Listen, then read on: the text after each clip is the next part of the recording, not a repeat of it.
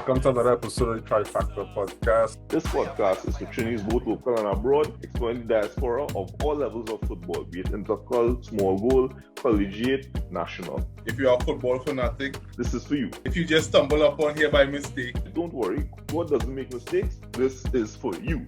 This podcast is hosted by me, Andre, Osei, and Swade. don't forget to like, share, and subscribe. Most importantly, give us your feedback for future content that you might be interested in. We have a esteemed guest, Mr. Cornell Glen. Thanks for coming on, bro. Yeah, man, no problem. Right. It's great to be here. I appreciate that. Normally, me and Swadi just fight for first questions, but we just get Yeah. into it. No, you're fighting for that. You go through. This is So- an North man, so you have to understand where this comes We from. are outnumbered, boy. This is an North man. So, how you first got into football, bro? Who introduced you to the game? Where's your first memory of the game? First memory of the game is, probably playing primary school. I'm from Cookeritt, originally born and bred in Cookeritt. Still live in Cookeritt. And just growing up, playing on the basketball court, playing, in the back of the plantings on the street, anywhere we can get possible, they could get, chance to play the game. Right. And from there, went to St. Agnes Anakan primary school, and some of my fondest memories is playing there, playing in the infirmary as we know it, the poorhouse in St. James. School football, primary school. You leave in 9 o'clock in the morning to go and play a hot sun game. Primary school, and then playing with the community team in the savannah as well. Right. So never went to no kind of coaching school or anything like that. Okay. All right. No coaching school. So tell us a bit about your natural abilities. What came best to you at a young age? At a young age, probably when I started going junior sec, scoring 7-8 goals a game in the secondary schools league. Yeah. I realized that my pace was my biggest advantage. So as I grew older, I started realize it even more, and that's where I met Jab Brown in secondary school, the Arthur Jab Brown, and he who literally take me under his wings and taught me how to move off the ball, Right. and how to use the advantage, as a player. Yeah, no, and pace is one thing I'll always remember about you, because I can't remember anybody being faster than you. Seriously, I reckon my brain's thinking, I play on a national team that was faster. And It's just the other day I was telling my nephew that I was faster than Mbappe, and he was out. No, I was down there. It was what? This man was ridiculously quick. I thought I was able to have a spanner on the line and go on, quickest spanner, and the man still rolling on the ground. Cornell don't reach the box already. It was fast. It was fast. It was real fast. I think it's one of the things too. I think it's one of the things too we need to instill in players. Not everybody's strengths are the same. There's nothing wrong in pushing past a defender and using your speed, your strength, to get past a defender. Exactly, and you also can't defend. You can't defend that. For sure. Speed is one of the things in football. It's the most difficult thing to defend. Is either you drop way deep or you push up. You push up too high and get beat behind. So it's having the quickness of the ball and on the ball it could only be advantage for players. Yeah, well, a little later I'll tell you how you helped me appreciate that. But we'll get into that. Let's see here into them kind of questions. Yeah. All right. So we know your history at Mucurapo. Did you pass for Mucurapo straight? Yes, I passed the Mucurapo, and my mom asked me, if I want to do about the exam. I said no. I was like, hell no, because a lot of my primary school friends as well passed the Mucurapo at the time. There were a couple of schools. I think St. Anthony was one that was interested in me to come and play, but they would be. They don't want to. So I took the route through Mucurapo, which was a junior sec at the time. Spent the 3 years there, and then I went to senior comprehensive. Okay. So did you wear red boots the whole time? As I was always remember the red boots. The red boots was actually I think the third year of final year in school. It was given to me by my sister's boyfriend at the time. And I think it was a dead or lotto. Just came out, was fresh, and not a lot of people, not a lot of colored boots was being worn at that time. Yeah, exactly. For sure. I'm sure your coach gave you a real talk for that. Yeah. them The time first they one used to spray the paint. first one I had was a blue lotto, actually. Okay. Yeah. And I remember those days when you used to go around, searching for blue dye to polish your boots. Oh yeah, no way. It was fun days, but fun days. For sure. You and a sister boyfriend still good, or? Because I mean, look how you Yeah, remember. always good because You know I that will always gratitude, appreciate him for that, man. Yeah, every time I see him, I always appreciate him for that. Yeah. That's good. Cool. Yeah. So your secondary school career, the first 3 years, scoring bags of goals. At what point did you think you could go on to do something with that? Was it in at the junior sec, or was it when you reached the intercal stage? To be honest, my goal at secondary school level was basically just to make the national team. Like I wasn't looking forward to be playing abroad, and having big contracts and that. But as I said, somewhere back in 1996 is when I met Arthur Jack Brown, and he took me under my wings and made me realize, that there's a lot more to this, and I could achieve a lot more as a player, and as I said, he taught me, basically most of the stuff that I know, movement of the ball, and one of the things he instilled, and he was a strict disciplinarian, so he instilled a lot of discipline in me, and I'm thankful and very grateful that, at that part in my life where I could have strayed in any direction, that I came across this man, and, a lot of people probably don't know him, but for me, he's one of the best coaches that ever passed through Trinidad and Tobago. Mm-hmm. I noticed you didn't really mention our next attribute that you had that was real dead, your shot. You had a hell of a shot, from what I remember. Right? How you work on that? Was the normal concrete ball, or just you just decide? No, the shot is a work because as I said, I never went to any coaching school. Throughout most of my teenage years, I never really gotten any good technical training from coaches or anything like that. So it was just like raw talent, and it's something that as a striker and someone that loves scoring goals, I had to work on, the technical work.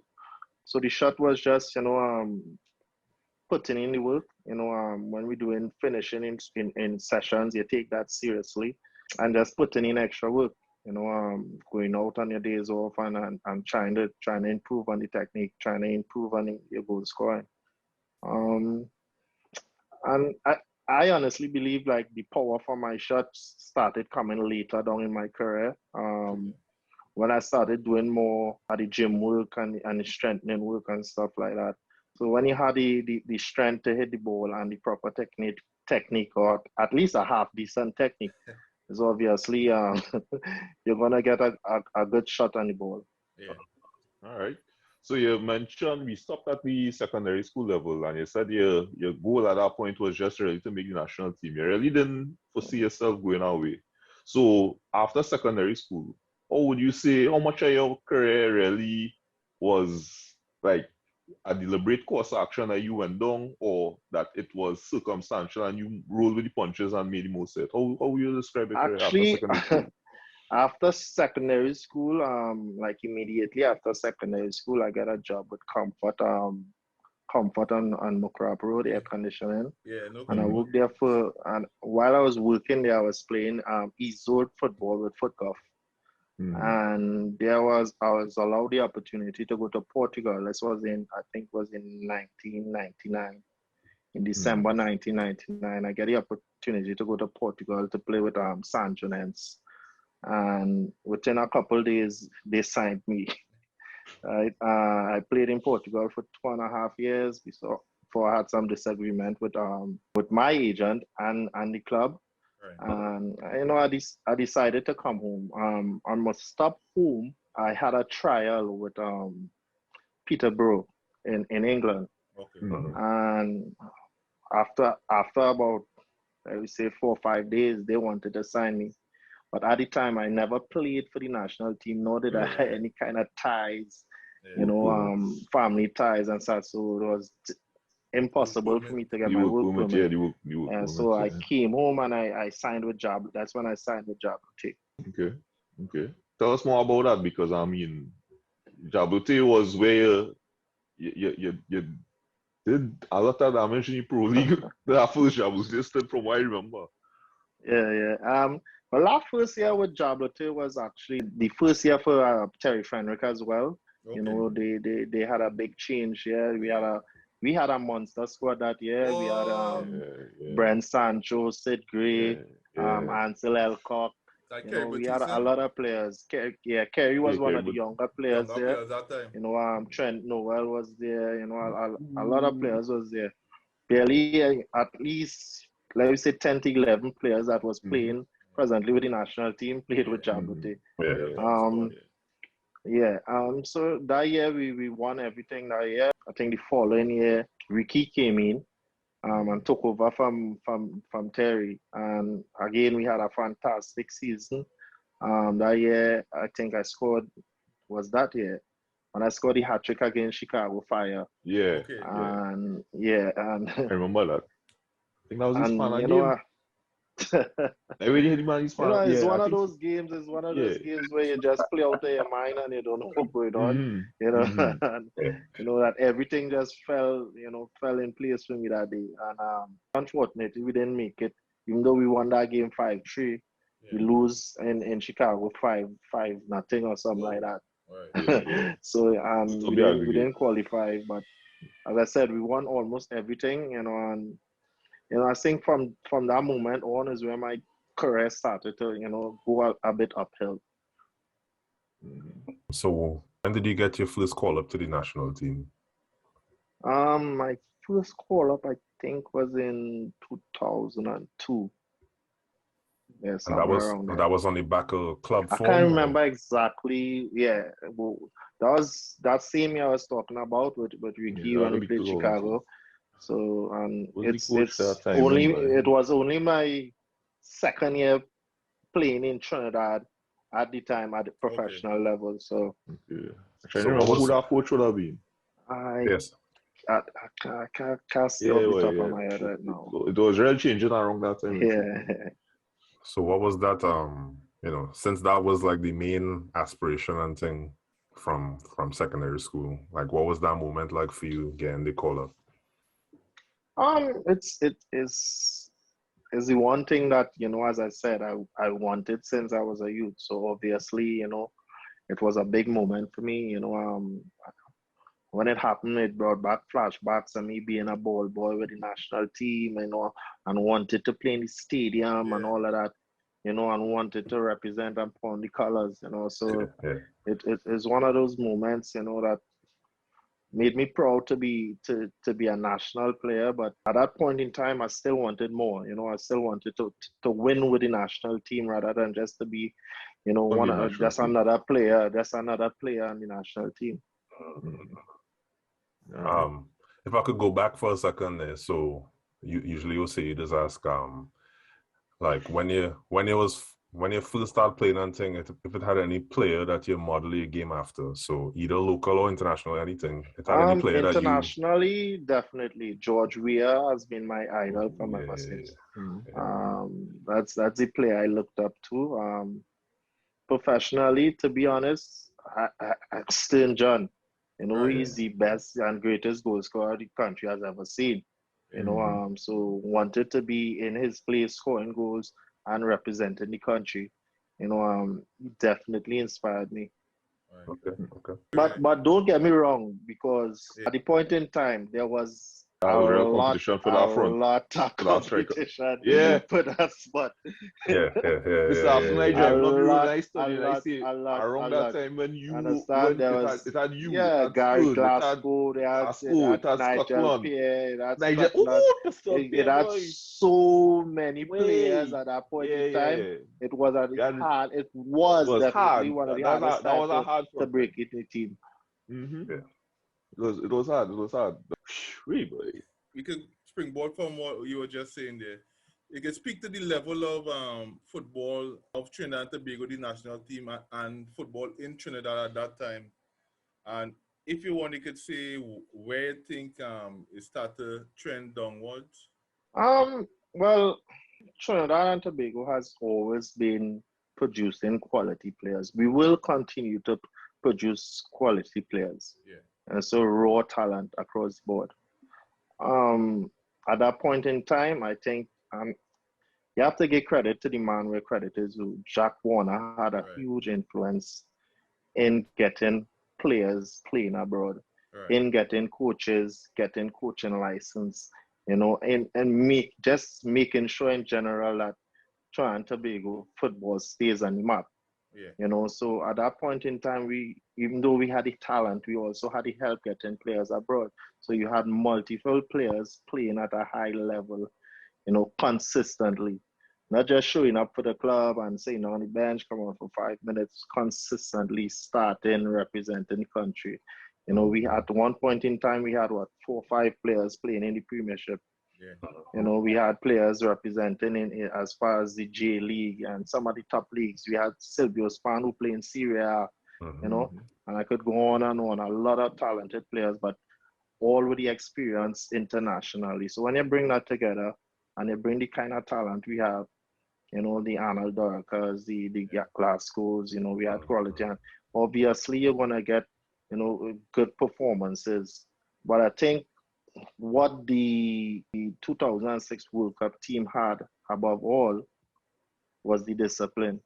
You know, the discipline that was put in place by Leo Ben-Hacker, you know, and making no man feel like there was above the other. You know, everyone was treated equally. To White York, to Russell Atterby, you know, to myself, all the way down to Denzel Theobald, who was the youngest player. You know, you mess up, he let you know about it. He let you have it.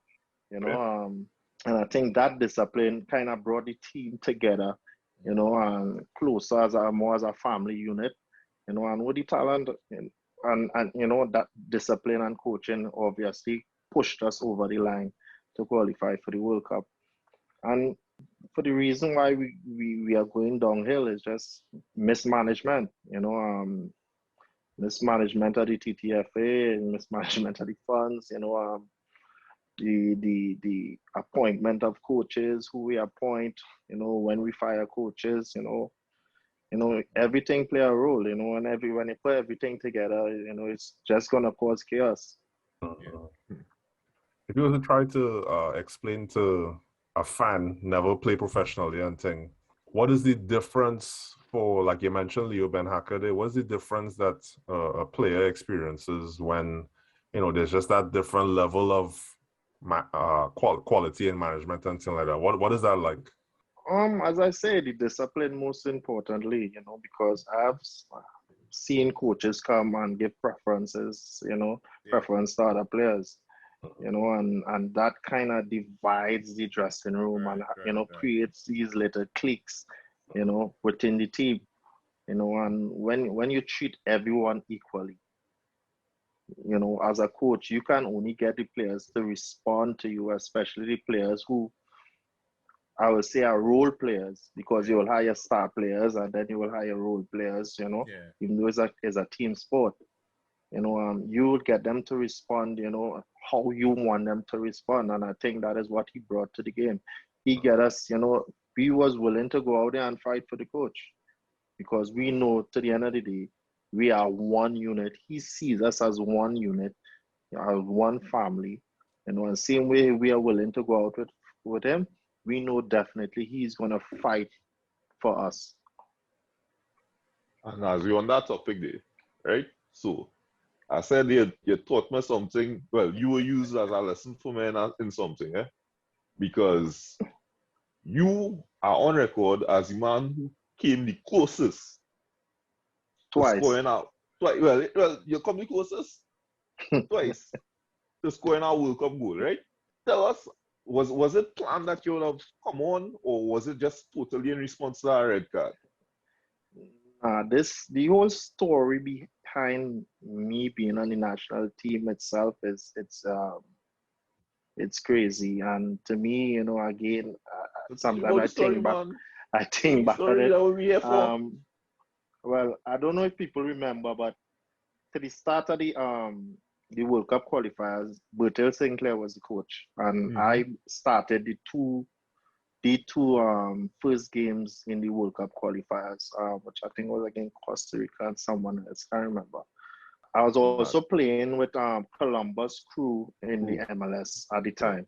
And when they fired Bertel, that was Sinclair against Panama down here. Panama beat you, I think 3-0. Yeah, I think that one triggered. of those games also, they fired Sinclair, brought in Leo. Leo called us in, and you know, we had a friendly. He laid out his rules, you know. I guess selected for the Gold Cup as the 2005 Gold Cup.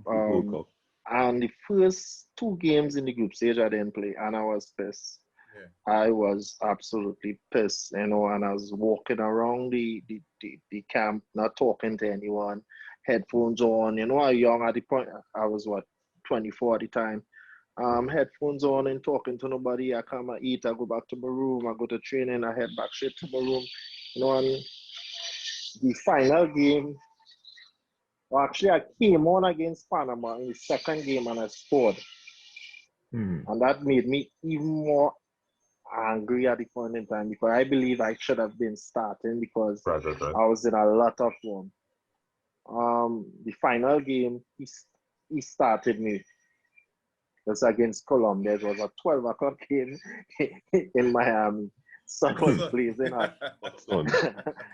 And I was playing a right wing, and I had one of the worst games of my life. I was sub at halftime. And I was never selected on throughout the campaign after that again. Wow. Until I think Kenwin got injured going into the first leg of the Bagan game. And I was recalled to come back home. And the night I arrived in the hotel, they told me the coach wanted to talk to me. So I went and met him and I sat down. And as soon as I sat down, I said, Coach, I want to apologize for my behavior in the Gold Cup. I say I was totally wrong. I was being selfish, and I want to be a part of this. And he said, all right. He said, never do that again. You understand? He said, never do that again. And that's how I get back onto the team. I didn't play any of the Barrett games. And I went back to the state. Actually, I was with LA Galaxy at the time. Sorry. No. The next year I got traded to LA Galaxy. Sorry. And I started off the season in amazing form. I scored 3 goals in my first 4 games. And on the 5th game, which was about a week before I had to fly back home to meet the team to go into camp for the World Cup squad, I torn my hamstring. It was hamstring and knees. Torn my hamstring completely. And I started crying, because at that point in time I knew it was over, and I cried for weeks. They flew me back to Trinidad still, and I had a meeting with the coach first day back, and he sat me down with the doctor after I did a series of tests and stuff. And they told me I was out for 3.5 weeks. The World Cup was in a month's time. At that point in time, I thought they was going to leave me home. But he said to me, we're going to cry you still. We're going to have the physios and doctors work on you. But we're going to carry Evans-wise in case you don't recover in time. That was the result, And unfortunately, how things happen is that we went to England for, I believe, a 10-day camp or something like that, or 7 days or something like that. And Silvio's span ended up pulling his hamstring. I end up recovering in time. Evans was just slotting for Silvio. And I end up keeping my spot. We played a series of World Cup qualifier games throughout the time. And again, I was pissed he wasn't playing me at all until the final warm-up game. Was the only game I played was against St. Pauli. And I remember telling myself, Cornell, this game is going to determine whether you get minutes in a World Cup or not. I went out and I had one of the best games. I didn't score in that game, but I think I had some like 2 or 3 assists. But I had one of the best games of my life. So that's the story on how I ended up making the team to the World Cup. Wow. Destined to be. But what I want to know is, no, you're telling me, you used to coach when you're not playing, right? Yeah. Was it part in the plan before that game with Sweden that you would get any involvement, or coach was like, "All right, this is what we're doing"? Definitely not. Right. When Avery got the red card, everyone on the bench thought he was going to put on a defensive player. Me too. Every single Everybody person sitting there thought, I think was a Tiba or somebody else was the next defender on the bench we were looking at. And when my name was called, I was shaking in my shoes. And my instructions was from the coach is go and do what you're accustomed doing. Wow. I understand? So from that, I know throughout all the games and stuff, he liked me to attack and get behind the defense, and that kind of thing. So my job was to just play off a stern when we hit it long and filter back on the right side or the left side, depending, because sometimes we used to play without a winger. And the striker is the one, the second striker was the one who had to filter back everything. Not sure that introduction, because that is why I say somebody say you really can't teach speed, right? and is that moment really solidified? Because when that ball rock against our crossbar, Sweden was like, boy, so let you take it here. You take the point. you take the point. And they just fell back, And that really was a pivotal moment in the game, And I mean, I was like, wait, boy, I see what I mean. I will always remember that moment for that. Yeah. Remember what was I think we Bubble curry, some chana, eating some bread. If I tell you the Bagan about that day, you have time for that tonight, but I will tell you Bagan about that day. That's our story. You won't believe. All right. So you played for the legendary Metrostars. How did you get scouted to the MLS? As I said, the game against Chicago Fire, obviously when MLS teams play, there are scouts from all the teams watching players, so it was basically a kind of a toss-up between Chicago and the Metrostars. And I kind of chose the Metrostars being, I had family members living in New York at the time. Right. So it was kind of the better choice. Easy pick. Yeah. You're talking to Sancho last week, and you say when you're in New York, it's like your home. So I think that would be an easy choice. So you can tell us a little bit about playing in New York. As I say, at that time, Metrostars was actually playing in New Jersey. Okay. So I had to, when I get free weekends off, I'll take an hour drive or so to go to New York. Right. It was an eye opener. It was that year I got my first, Puma contract. Puma shipped me like 30 pairs of boots that year. So you kind of open, you kind of send your different boots to test, some is crap, some good, So it was an eye opener, it's the first time really being in a professional settings like that, and traveling that much, because what people don't realize is US is a huge country. You know, sometimes you will take 12 hours, 15 hours to work from New York to LA and that kind of thing. And then you have the 3 hour difference in New York. Yeah. Acclimatize too, it's a really different thing. And then you might go from there and you head to Colorado and that kind of thing. So it's really difficult playing in the MLS, and I've learned a lot playing there. And it's one of those stints. I think the first stint there is one of those stints that I really wish that I had back because a lot of injuries kept me back. But I was grateful for the opportunity, either way. I'll make you choose 13 as your preferred number to play. Most As people I see said, that as unlucky. Let me hear the story behind everything. There's a story behind everything.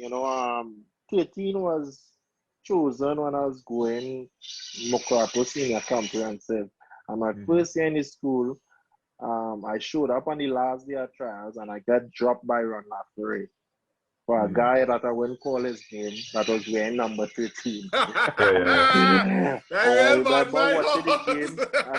remember watching the game and the guy was absolutely rubbish. After the first game of the season or the second game of the season, and he dropped the guy and called me in, and 13 was the only number I had. So that's why I know it. Not because I chose it, but it was the only number I had at the time. It chose you. Right. So I just stuck with the 13. Right. I see. You so hurt, man. I hear 10 when good players get injuries. I was always say, wait. I know 2 years had your hamstring was one major one, and then it was your knee. Hamstring and the knee. I started getting the problem. The thing with the knee is that all my knee injuries was I got playing with the national team. The one in the World Cup was the one in the World Cup. All of my serious injuries.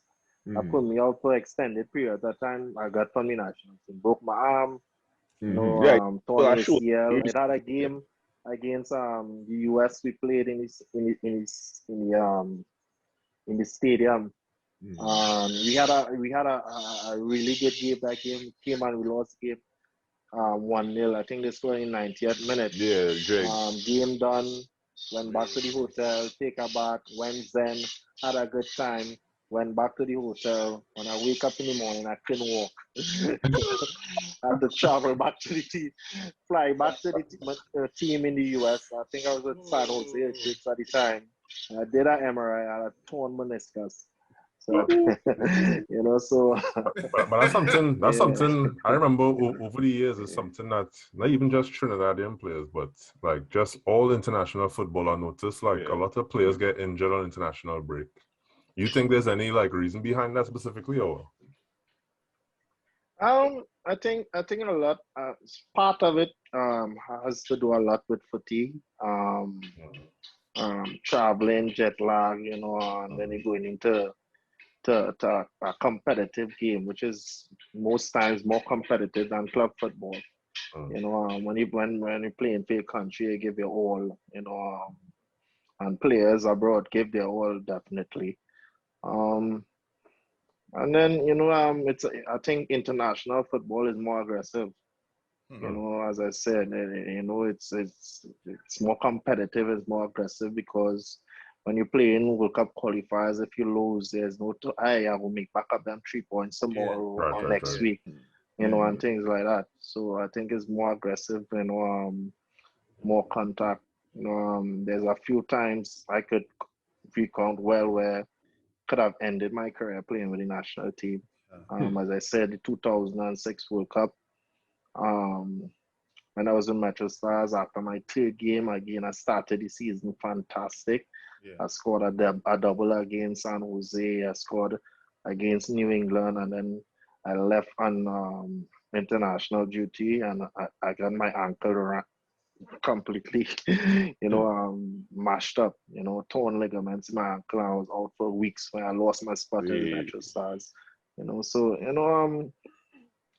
it could be a lot of bad luck involved as well, And that is why I definitely thought. Now I told you 13 because I mean, most vendors breaks from that number because superstition, and I was like, oh, this man had to try something different. I mean, you score. We see a highlight. You score some real good goals in the MLS. Which one is your favorite one? My favorite one is that I actually posted the other day was a goal against New England. I think is a striker's goal. Had a perfect first touch and finish. But my goal against San Jose Earthquake, where I scored the back heel flick, could definitely rival it as well. Yeah. I saw our next one today. You catch him on the line and you put 3 legs and you try to grab you and you dust him off. Steve Jolly. Jolly, yeah. And they're gone. You man trying to scamper and they're gone. You have some buggers.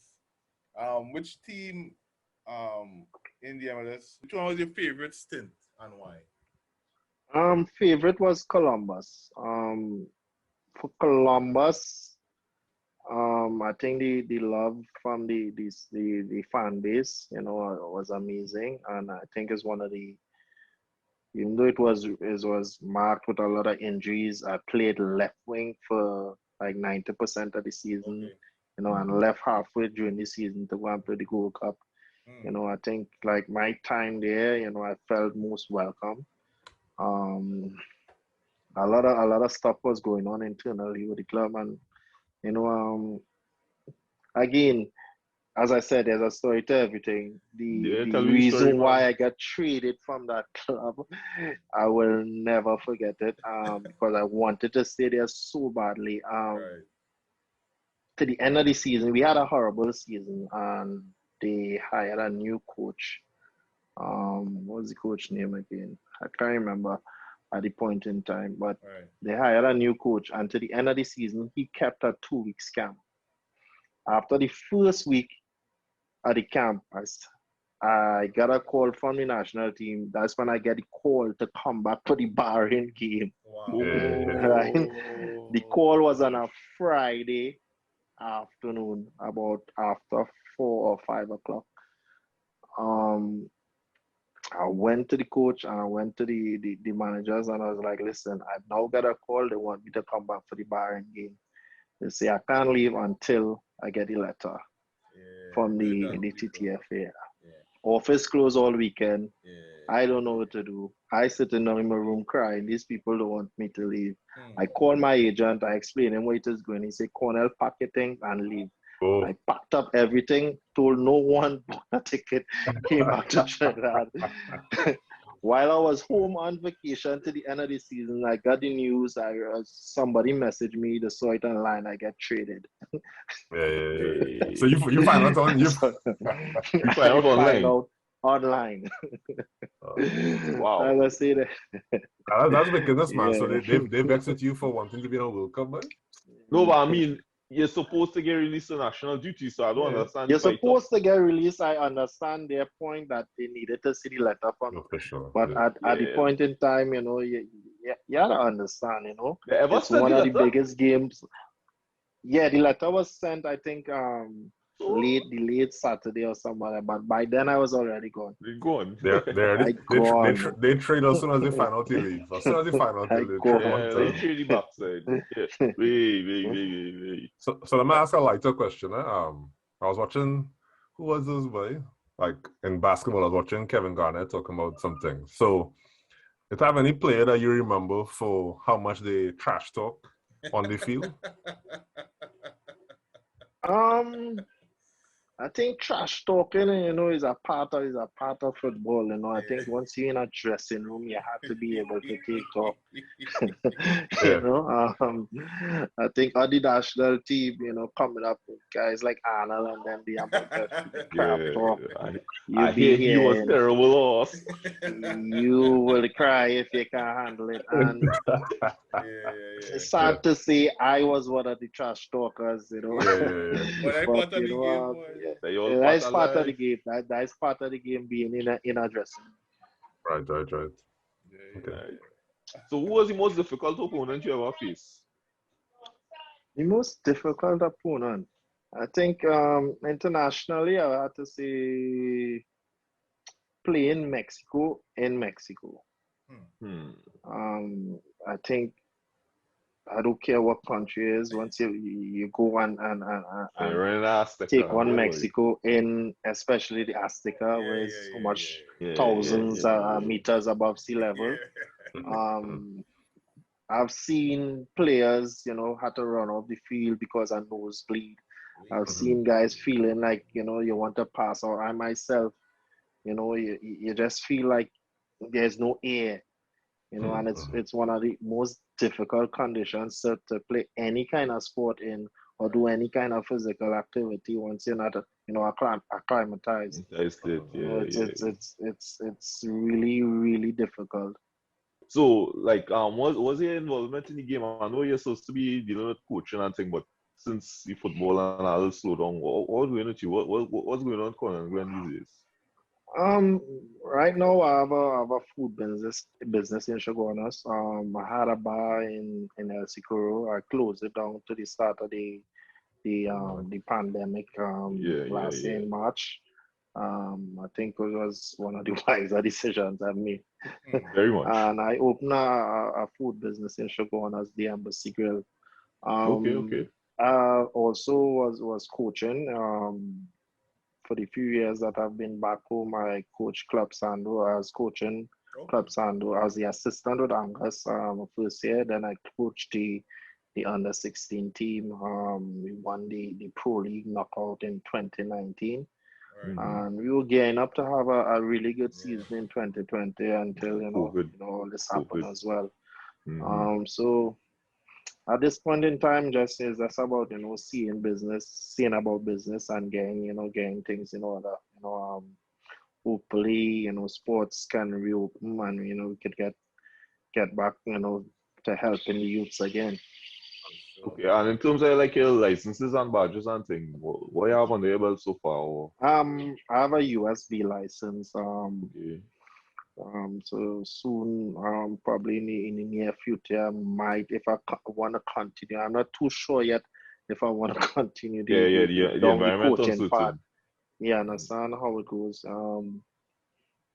But there is other avenues where you can help, players. Another way you can help players, and also I'm also looking into that right now. All right, that I like all that songs. So definitely, you gave us. You didn't say it out explicitly, but your favorite moment on the national team was what? Let me just get confirmed. Your most treasured moment. Special moment had to be qualifying for a World Cup. Right. So what was I don't think anything could be that. All right. So tell me, what was the inverse of that? Your lowest moment in terms of like your playing career? It doesn't have to be just the national team. Worst moment is I think there's a few. It's just getting injured at the wrong point in time. I throughout my career, I had a knack for getting injured just at the point in time where I was in peak form. Every time I start scoring goals and I start doing good things and sometimes surprising myself because after the first two games in the World Cup, I was doubting that I could have competed at that level. And my confidence started to grow. And in the Paraguay game, I honestly felt in that game that I could have scored, because I started off the game playing real well. And I had that I went up forward, the amazing save from the goalkeeper in that game. And then Bama came and got injured, and throughout my career, that has been, the team repeatedly. Our current team, I just a string of bad luck, I guess, So I always wonder, like, does it cause you to like doubt yourself or reflect? Because just the other day, I questioned on Dembele, right? Because that boy have the world of speed, the world of potential, and he just like, if you're not injured, you're doing something, don't. So I'm wondering like injuries like that might affect a player mental. You think that, like, did that impact you in any way, you think? I think after the 2006 injury, the process that I had to go through to get back to playing toughened me up so much that at that point in time, when I came back out, I don't think anything could have, bring me down or demotivate me or anything like that. Because after that injury, I lost my contract with LA Galaxy. The following year, they brought in David Beckham and rebranded the team. I was pissed. You understand? That was a huge opportunity for me, and I came and get injured, but it took me a year and a half of constant work, pain, to get back and to do it on my own, because I basically had to pay therapists, pay doctors, pay everything out of my own pocket. Exactly, to get back on track. So just one question, Cornell. So because they got injured, they could have just canceled the contract. I had a year option with the team, to pick up the option. Okay. They declined it. And they declined it. Understood. So that, and even before the injury, I spent 6 weeks, because when I went back to the Galaxy after that, they run a series of tests and they realized that the ACL was partially torn. And I spent 6 to 7 weeks trying to strengthen and rehab and everything. And the first game back out, I completely torn it. So even that 6 weeks there where I had to work so hard, get in shape, strength, and the Americans, I don't know if you know, they are big on fitness. Yeah. They are huge on fitness. Sure. So when they drilling you, they drilling you. And I hated fitness. I hate long runs. I will do the short sprints and everything all day. But when you pass 10 minutes going up the road there, I want no part of it. But just to be able to put in that work just to get myself back on track. I was grateful for the club that did the contract. Even though I got injured with the national team, did the surgery, sorry. Even though I got injured with the national team, and, I'm grateful for them for that. But I had to come home and, basically get my head together and I found a proper physiotherapist. I worked with a couple of doctors in Trinidad and I just put in the work. I put in the work, did a lot of I can't swim, but I had to do a lot of pool work, running in the pool, trying to learn to swim by force, So after that year and a half of constantly trying just to get back on the field again on my own, I think at that point in time I realized, there's nothing really, could knock me off, could bring me down at that point. Mind monster. As a past national player, a man with your exploits, your talent, your ability and thing, what is your give a piece of advice to a young player who might be someone like Cornell Glen, raw talent, going not necessarily in the direct thing. What advice you would give to a young player like you? If you want it, go for it.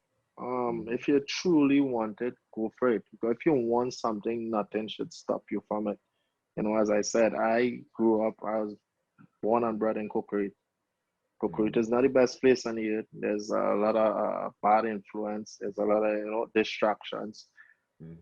But it's something that I wanted, and I had a saying when I was growing up, every second that I spend on the field is a second away from getting in trouble. Is a second away from doing something negative. So whenever it had training, it will have, as I call it now, it will have zest, it will have lime here, but I will go and train. I'll make sure I'm being trained. I'll see you in the zest after.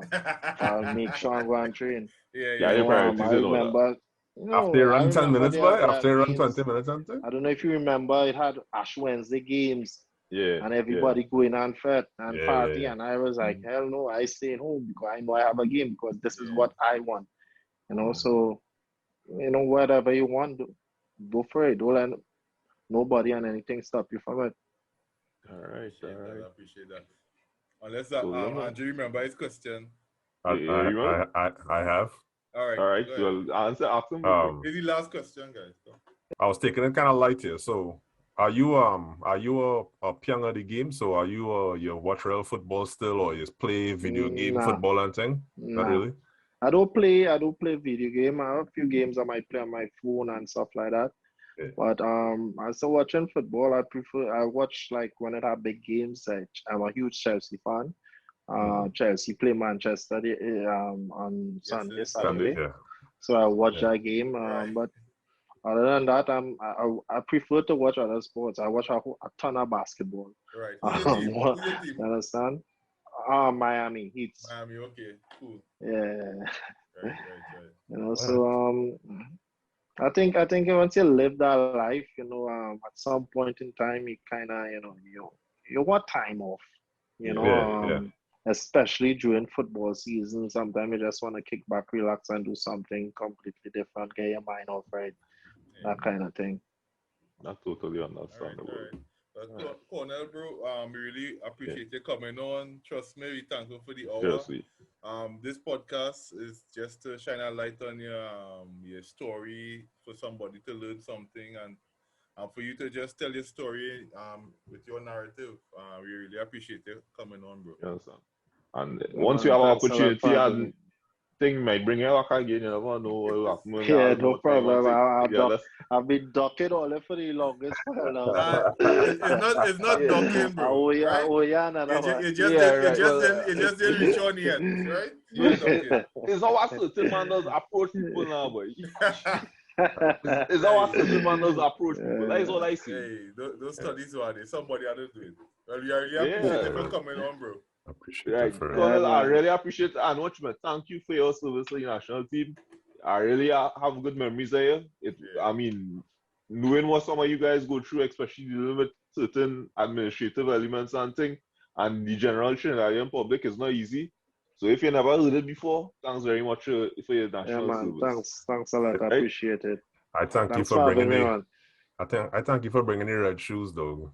That changed the game. That changed the game for everybody. Everybody stopped wearing all kind of colors and things after that. I'll never forget. Yeah. All right. All the best. Thanks again, Colonel. Have a good one. All right.